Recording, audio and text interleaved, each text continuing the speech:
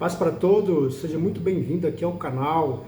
Hoje vamos dar continuidade ao livro de Marcos, capítulo 14, onde fala de uma mulher que vai derramar em Jesus nardo puro. Uma história muito forte, muito pregada também, de fato.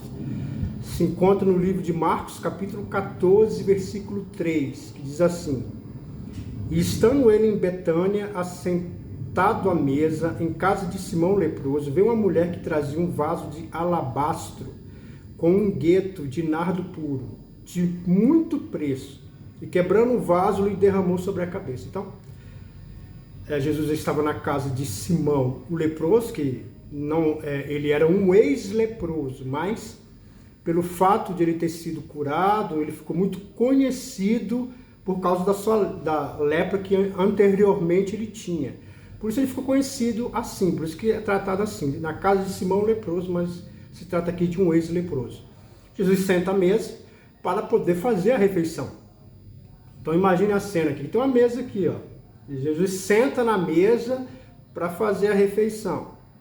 E aí, do nada aparece uma mulher e assume o protagonismo do ambiente, que não é algo muito comum. A mulher, ela normalmente não se mostrava dessa forma, né? Sempre vinha pelos cantos. A mulher não tinha esse protagonismo.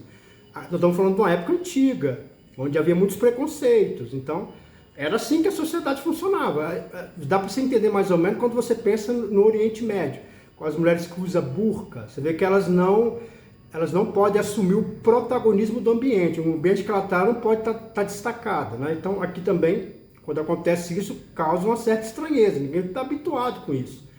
E ao ela entrar, todo mundo repara que ela está trazendo um vaso muito caro, né? O vaso é caro. Toda mulher tinha vasos em casa, não tem o menor problema quanto a isso. O problema é o que tinha dentro do vaso. O que tinha dentro do vaso era nardo puro. Então, uma mulher, para ter esse tipo de produto, com certeza houve-se um tempo muito gasto para poder economizar um dinheiro para comprar, porque nós estamos falando aqui de um produto muito caro. Nardo, na verdade, ele era usado mais como perfume. Também era usado para poder fazer unção. Só que presta atenção, para fazer unção, não poderia ser uma mulher não faria unção de ninguém. A mulher, naquela época, ela não tinha essa autoridade. Quem tinha autoridade para fazer unções era profeta, algumas vezes reis, quer dizer. Então, nós estamos falando aqui de algo que não se podia nem pensar que ela poderia fazer, porque ela não tem autoridade para tal.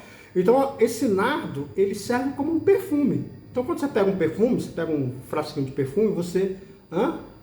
E aqui eu quero dizer uma coisa para você. Uma vez você é uma pessoa que se sente, tem complexo de inferioridade, se sente muito aquém das outras pessoas, você vive se comparando e você não consegue se desenvolver bem, né, em termos de relacionamento. Aqui está uma dica muito boa. Às vezes você não é musculoso, não é forte, às vezes você não tem uma dinâmica no falar muito agradável, mas vou dizer uma coisa para você. Nós conhecemos o mundo pelos sentidos: visão, olfato, paladar, audição e tato, né? Então, uma das formas de a gente perceber o mundo é o olfato. Uma pessoa que cheira bem, é sempre muito bom estar perto dela. Então, seja uma pessoa perfumada, seja uma pessoa muito perfumada. Se você tem muitos complexos, use muito perfume, né? Porque isso realmente é muito bom estar do lado de uma pessoa perfumada. Então, o ponto aqui do nardo é isso, é perfumar o ambiente, perfumar a pessoa. Olha o que acontece. E um vaso de um gueto de nardo puro, de muito preço, e quebrando o vaso, lhe derramou sobre a cabeça. Então, presta atenção, ela quebra o vaso, que já não é algo, né? Pensa, né? Jesus sentado na mesa, muita gente ao redor, ela quebra o vaso, que não é muito comum. Normalmente o vaso tinha uma abertura, ela podia, através daquela abertura, né, colocar um pouquinho do nardo, né? Coisa maravilhosa. Perfumar o ambiente. Mas não, ela quebra o vaso para poder, com certeza, o orifício ficar maior, para ela poder derramar na cabeça de Jesus. Então, por si só, é uma atitude estranha. Porque ela não tem autoridade de ungir ninguém. Então, de repente, ela faz isso aí. Então, o que vem à cabeça de todo mundo? Nossa, mas que desperdício, né? E, assim, a Bíblia fala, chega a citar que Judas fala isso, mas logo depois diz qual é a intenção dele. Mas deixa claro que todo mundo concordou. Todo mundo concordou, que desperdício. Você podia ter vendido, dado para os pobres, né? Sei lá. Ou então, se ela queria tanto mexer com Jesus, então falando, Jesus aqui, ó, eu trouxe aqui um nardo puro para você. Põe um pouquinho para você sentir. Não está cheiroso, Jesus? Leva o restante para sua casa. Isso teria mais sentido. Mas não, o que ela fez foi algo impressionante. Quebrou o vaso, derramou na cabeça de Jesus. E alguns houve que em si mesmos se indignaram e disseram para que fez esse desperdício de unguento, porque podia vender-se por mais de 300 dinheiro e dar aos pobres, e murmuravam contra ela. Então, a situação é esquisita. O jeito que ela chegou, o que ela fez, não tem sentido. Quer dar o perfume? Um pouquinho só, sente o cheiro e leva o resto para casa. E pior ainda, é porque naquela época havia muitas pessoas necessitadas. Estamos falando aqui de um povo que era escravizado.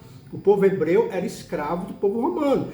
Então, algumas pessoas tinham oportunidade de trabalho precário, e as que não tinham viviam as ruas mendigando. Então, o que eles falam aqui tem sentido. Por que você faz isso? Todo mundo passa necessidade. O próprio Jesus, eu tenho certeza que ele venderia e daria aos pobres.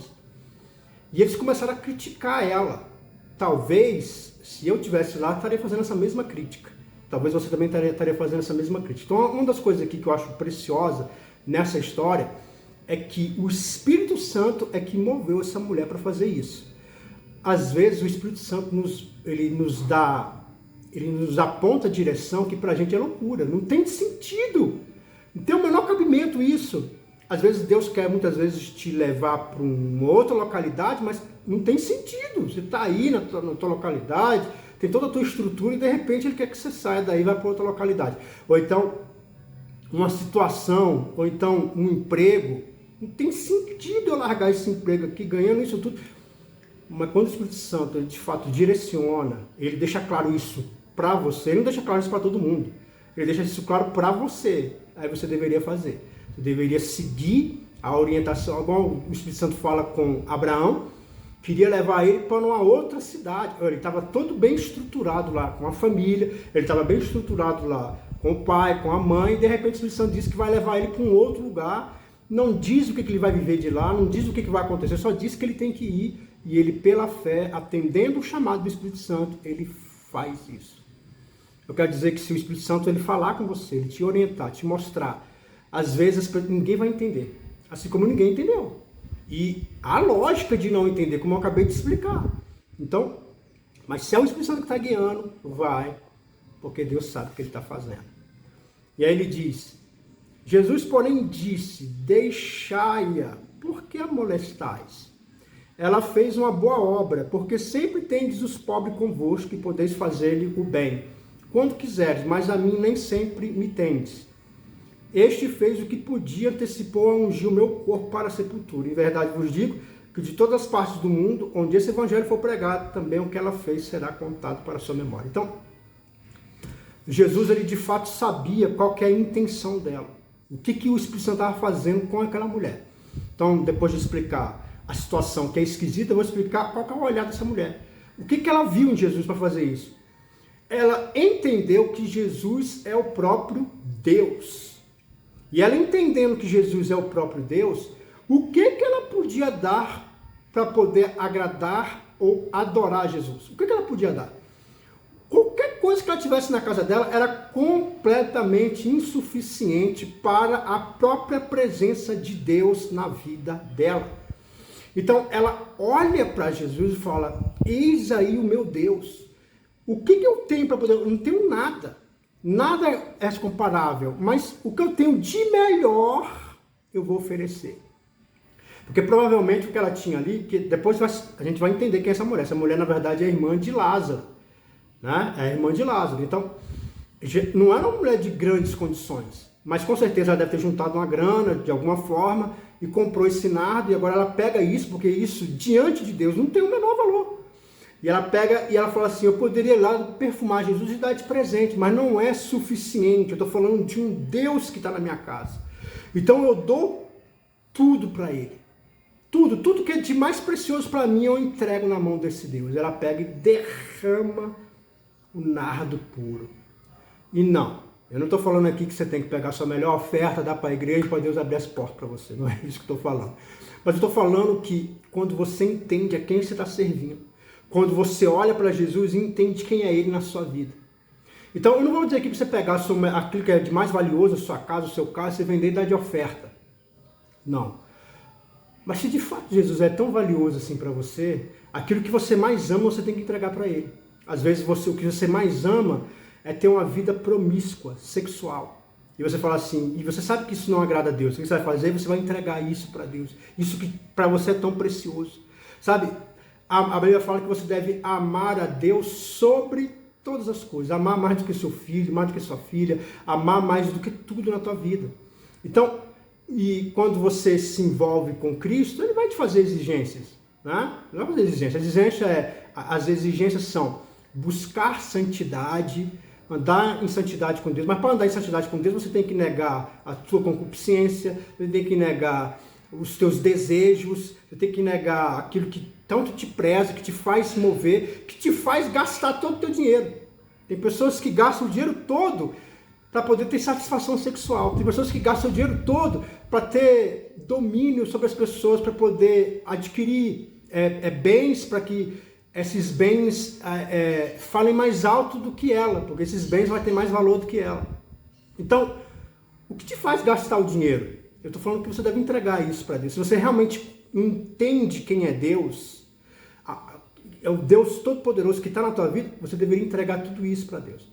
Entregar todas essas coisas que te perturbam, que na verdade elas são mínimas e pequenas e tão minúsculas diante de Deus, entregar todas elas em prol do teu Deus.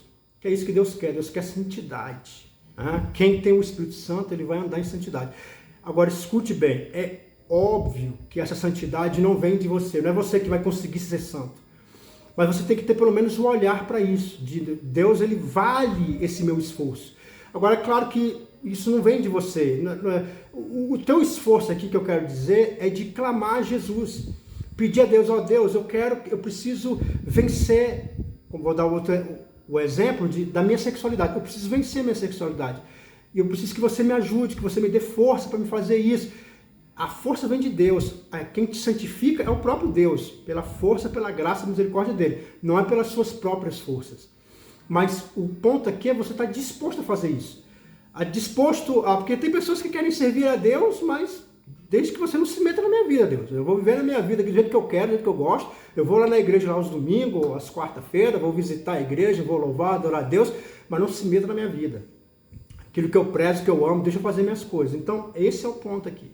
O ponto é, se Jesus ele é tão precioso aos seus olhos, como é a dessa mulher aqui, ela entregou aquilo que ela mais amava. Entrega aquilo que te move, aquilo que te faz você gastar teu dinheiro, aquilo que você coloca todas as suas energias, entrega para Deus. Prove que você de fato também vê Deus como o Deus Todo-Poderoso, aquele que merece toda a honra e toda a glória. E aí ele diz, não molestais. Jesus, o que eu acho interessante aqui é que Jesus, diante dessa atitude dessa mulher, Jesus, ele não vai falar com ela, filha, não. Ele fala com as pessoas. Ele nem olha para ela, ela vem, derrama o nardo puro nele, ele olha para as pessoas e começa a repreender as pessoas, a falar, quando você está agradando a Deus, Deus ele se levanta como teu defensor, ele vem a teu encontro, ele vem, ele age, ele perturba o ambiente para te favorecer. Então, essa aqui é uma parte linda, né? Ao invés de ir direto para ela, ele vai direto para as pessoas, Jesus defende, Jesus ele se coloca à frente para defender aquela mulher. Eu quero entender que se você aprendeu a amar a Deus, a dar honra para o teu Deus, Ele mesmo é que vai te defender. Ele é que vai falar com as pessoas. É Ele que vai resolver a situação de desemprego, a situação de calamidade, a situação difícil. Deus vai resolver a situação. Ele não vai nem olhar para você. Primeiro Ele vai resolver a situação. Mas para isso você tem que colocar Jesus como Deus vivo em primeiro lugar na tua vida. Amar a Ele sobre todas as coisas. E aí ele diz, porque sempre tendes os pobres convosco. É uma realidade, né? Sempre vai ter pobre. No livro de Levíticos, capítulo, acho que é 19 ou é 18, versículo 7 ou 8, diz assim que quando você fosse fazer a saga, ou seja, recolher a plantação, você não deveria pegar as espigas que ficaram no chão, não deve pegar. E elas estão boas. Qualquer pessoa ia lá e pegaria e colocava no cesto, né? Mas você não pode pegar. Por que não pode pegar? Porque é para os pobres. Então, existem vários textos na Bíblia que Deus cuidando dos pobres. E tem uma passagem que eu acho mais linda, que está no livro de Provérbios, eu vou colocar nos comentários aqui, que é aquele que dá ao pobre, empresta a Deus. Maravilha, hein? A pessoa, Deus te devendo, não tem melhor devedor do que esse, né?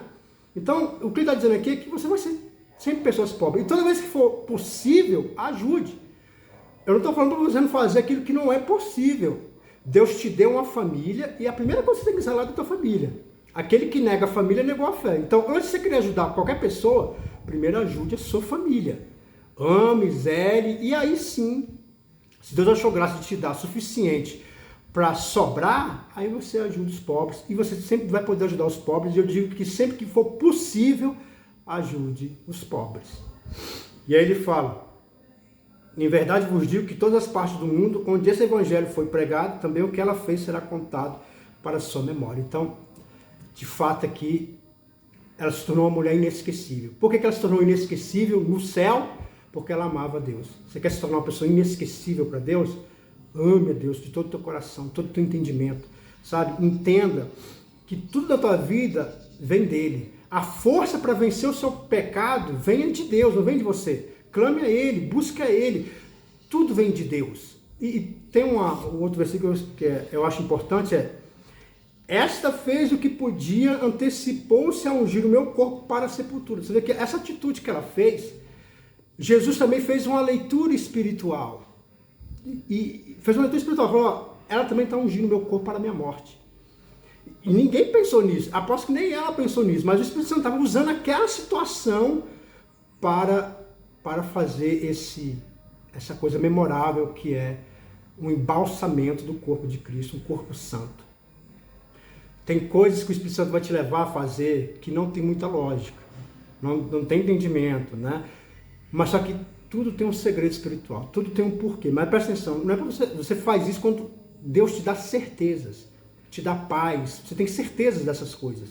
A situação, a circunstância te dá paz no coração. Aí é a certeza de que de fato você está indo no caminho certo, ainda que as pessoas não compreendam. Né? Ainda que as pessoas não compreendam, mas você sabe que é Deus que está te direcionando e existe um motivo espiritual nisso, existe um porquê e isso é tremendo aos nossos olhos. E encerra dizendo, e Judas Iscariote, um dos 12, foi ter com os principais sacerdotes para o lhe entregar. E ele, ouvindo, folgaram e prometeram dar-lhe dinheiro e buscava como entregaria a ocasião oportuna. Então, nós estamos falando aqui da última semana de Cristo, que consiste no capítulo 11 ao capítulo 16. E aqui você vê que, diante disso que Jesus fez, né, isso realmente desanimou demais Judas. Porque o que Judas pensava, como está escrito nas Escrituras, é que Jesus ia vir a reinar, trazer um novo tempo. E de fato Jesus veio, só que ele veio em duas etapas. Ele veio, mas não na sua plenitude. A sua plenitude ele vai vir agora, que nós estamos esperando ele vir. Então Judas, ele não entendeu, ele falou, nossa, mas pensando no pobre e tal, não está pensando em dinheiro, a vida de Jesus é uma vida sem sentido, não tem dinheiro envolvendo aqui, não tem ambições. Então isso decepciona demais e agora resolve entregar a Jesus. E essa atitude, ela também nos ensina muita coisa, que de fato, quando o seu olhar está todo envolto em dinheiro, você está envolto de um precipício. Tem passagens na Bíblia que elas são claras, que Deus ele dá riqueza para abençoar o homem na terra, para abençoar a mulher, para abençoar aquele a quem ele ama, mas Deus também dá riqueza para amaldiçoar. E riqueza, às vezes, Deus dá para te disciplinar. Deus dá riqueza para vir com juízo sobre você. Porque uma vez que você está com muito dinheiro, a sua vida gira em torno disso. Seu pensamento, seu olhar, seu coração só vive em torno disso. E aí você entrou no grande precipício, que não vai ter mais fim. Então, ele resolve entregar, e o mais interessante é que eles fazem uma festa, né? Fazem uma festa, porque já estavam querendo pegar Jesus. Estou falando aqui da última semana, nos vídeos passados, eles fizeram reuniões para tentar pegar Jesus, para tentar bolar um plano, até no capítulo 14 mesmo, no primeiro e no segundo versículo, eles dizem, vamos pegar ele, mas vamos esperar a Páscoa passar, mas agora eles têm um aliado, tem uma pessoa que vai ajudá-los a pegar Jesus. Você vê que quando você está cego pelo dinheiro, você não consegue ver algumas verdades que estão na tua cara. Você não consegue entender que tem sentimentos que valem mais do que dinheiro. Tem relacionamentos que valem mais do que dinheiro. Mas quando você está tão cego, tão obstinado, você sai perdendo tudo. Gente, cansado de ver esses casos, né? De homem que passa por cima da mulher, passa por cima da família, conquista, mas depois que conquista, vive uma vida de infelicidade. Porque esqueceu que relacionamentos, eles são mais profundos do que o dinheiro. Um exemplo clássico disso é uma pessoa que ganhou uma grana violenta, está trilhardária, de repente ela perde o cara perde a mulher que ama. A vida perdeu o sabor. Sabe? A vida perdeu o sabor. Tem tantas pessoas que destruíram, lapidaram seus patrimônios porque perdeu sua esposa, perdeu seu filho. Tem sentimentos, relacionamentos são mais fortes do que dinheiro. Então, esse presente que Deus te deu aí, que é a tua família, tua filha, teu filho, teu marido, a tua esposa, isso é mais precioso que dinheiro. Deus está querendo tantas coisas, mas Deus já te deu algo tão valioso que às vezes você não está dando valor. Eu peço que quando acabar esse vídeo aqui, dê um beijo na tua esposa. Olhe para o teu filho, dê um beijo no seu filho. Essas coisas são mais preciosas do que dinheiro. Você que é filho, está aí pensando em tanta coisa, como eu vou adquirir? Sua mãe está aí, dá um beijo nela. Teu pai está aí, dá um beijo nele. Isso é mais precioso que dinheiro. Amém? Fica na paz e na graça e que Deus te abençoe sempre.